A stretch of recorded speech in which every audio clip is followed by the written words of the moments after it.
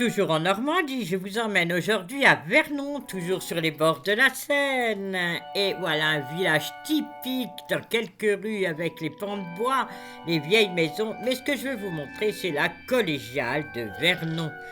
Elle est en travaux, comme vous le voyez là, mais comme je pense que vous ne voyez vraiment pas la beauté de cet édifice, alors j'ai mis une photo que j'ai trouvée dans Wikipédia. Voilà la façade du XIIIe siècle, XIVe siècle de cette collégiale.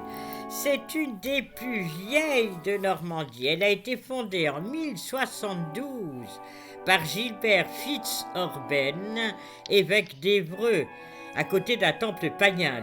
Donc vraiment une magnifique église. Puis en 1160, Guillaume de Vernon fonde un collège de 16 chanoines, d'où son nom collégial. Voilà le portail central. Il avait été tellement démoli à la Révolution que c'est en 1860 qu'il fut refait avec le style roman, le style gothique. La statue, elle, est ancienne. Mais regardez la vie de la Vierge là-haut, l'Annonciation, Visitation, Adoration des mages, puis circoncision. Ceci est une œuvre récente, sculptée en 1866 par Ferdinand Taluette. Sur cette façade de 1350, c'est tout à fait surprenant, mais il est bien dans le style gothique. Entrons maintenant, c'est très très sombre, car ce jour-là, il faisait gris dehors, très peu de soleil, et aucun éclairage à l'intérieur de cette collégiale. Très difficile pour moi. Alors, j'ai arrangé ce problème en vous mettant des photos de Wikipédia.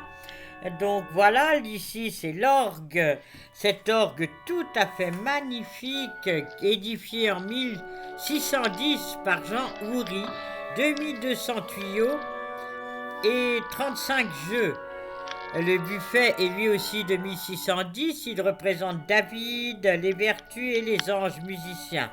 Donc vraiment une pièce rare, unique en Normandie.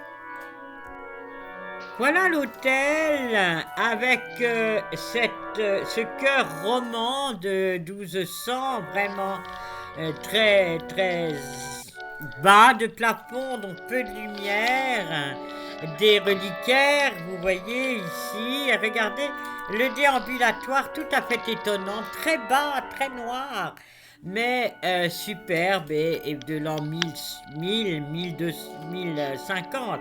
C'est vraiment un des plus vieux déambulatoires de Normandie et même peut-être de France. Donc vraiment quelque chose de très petit. Puis une chapelle de la Vierge qui a été rajoutée par derrière avec une statue en bois sculpté polychrome. Et regardez les vitraux qu'il y a tout autour. Là, vous l'avez bien reconnu, c'est une photo qui n'est pas la mienne. Mais bon, ça nous donne une idée juste de cette chapelle de la Vierge derrière le déambulatoire et le chœur roman de cette collégiale. Dans une autre chapelle, un tableau de la Passion du Christ fait à Anvers, même 1480, dans un état de conservation extraordinaire, mais bon, paraît-il, il vient d'être restauré. En tout cas, c'est superbe. La chapelle Saint-Joseph, avec là-haut cette pierre tombale d'un évêque, originaire de là et qui mourut, qui fut enterré à Vernon. Puis c'est le chœur, vous voyez, avec ce fameux autel. Cet autel 18e, avec ses deux gros reliquaires de chaque côté, typique de l'art baroque, a été transporté là lorsque, en 1791, l'abbaye voisine de Gaillon a été pillée. Alors c'est le duc de Penthièvre qui a fait transporter ce magnifique autel dans cette église. Dans une autre chapelle, le Laurent de Marie Méniard, qui a été la donatrice des orgues en 1610. Elle est morte à 23 ans. Et regardez sa robe à Vertugadin comme sous le règne d'Henri IV. Son mari a été conseiller du roi, quelqu'un d'excessivement important auprès d'Henri IV. Une autre chapelle dédiée à Saint Mauxe, c'est une statue en bois polychrome du XVIIIe siècle avec des reliques du Saint-Évêque d'Évreux, car il fut mouru martyr vers Chapelle 305 Sainte-Marguerite. avec son frère qui était diacre Saint Vénérant. Il est enterré dans une forêt voisine. Une autre chapelle avec Saint Adjutor, qui est né en 1073 à Vernon. Ensuite, c'était une famille noble, il a été adoubé chevalier, puis il partit à la croisade. C'est alors qu'il est fait prisonnier par les musulmans et il arrive à s'enfuir à la nage. Jusqu'à la France, il fut sauvé par un ange, raconte une autre légende. Enfin, en tout cas, il revint sur la terre ferme, devint moine, puis ermite. C'est le patron des nageurs et des victimes de noyade, et c'est le saint patron de Vernon. Puis la chapelle du Rosaire, avec une statue de la Vierge là-haut du XVIIe siècle, et un tableau de Claude Vignon, l'époque de Louis XIV, qui représente Saint Dominique qui reçoit de la Vierge le Rosaire. Voilà cette chapelle, nous arrivons à la fin de notre visite. Encore un coup d'œil sur cette nef magnifique, avec les statues des 12 apôtres sur chacun des piliers. Et voilà, nous sortons, les petites rues entourent cette collégiale.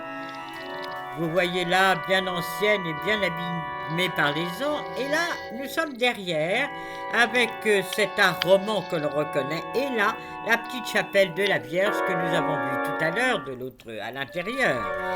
Et toujours des maisons à pans de bois, bien normandes, une grande rue qui va vers la Seine, vers le port, vers l'eau, pour aller d'un côté à Paris, de l'autre à Rouen.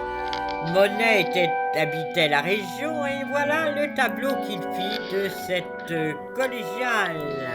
La musique de fond est l'orgue qui était joué par l'organiste lorsque nous sommes entrés dans cette collégiale. Alors j'ai bien gardé le son pour vous faire profiter, mais attention, il s'agit d'une répétition d'un organiste, mais c'est très joli. À très bientôt. Au revoir.